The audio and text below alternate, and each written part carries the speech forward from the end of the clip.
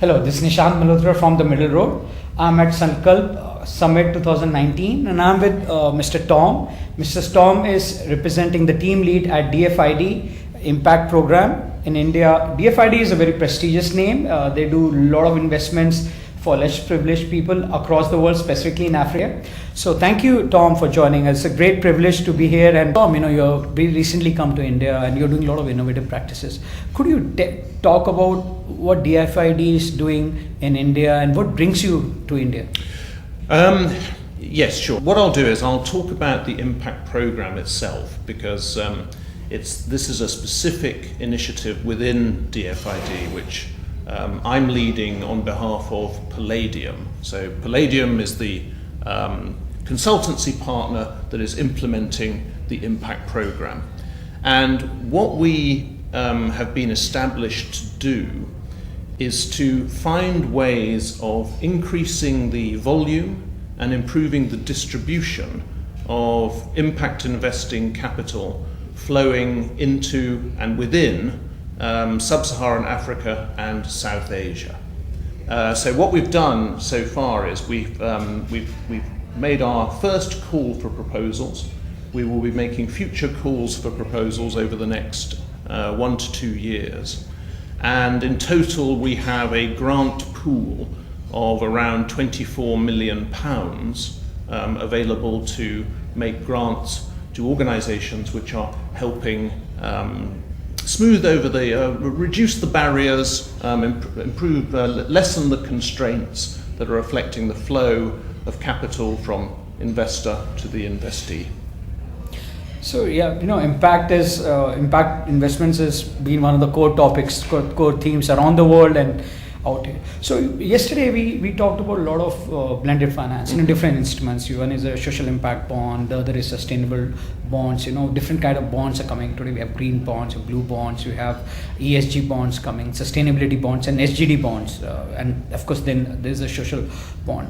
Would you like to take us through what do you think is going to be, how you implemented some of these instruments globally, and what do you think would be, something which you are feeling would be the right fit in India, some of the things which you're doing here?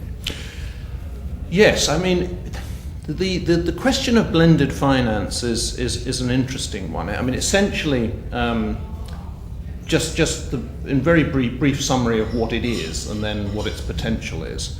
So blended finance exists to essentially provide a stimulus for private investors to invest in areas which they may have previously regarded as being not very attractive to invest in.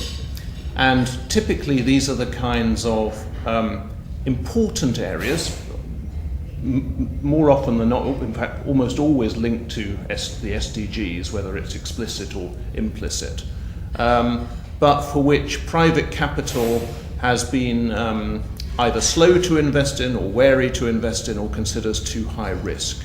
So the principle is that a philanthropic investor makes an investment alongside private capital, but takes the first risk of that investment. Supposedly first loss, right? That's yes, the first loss.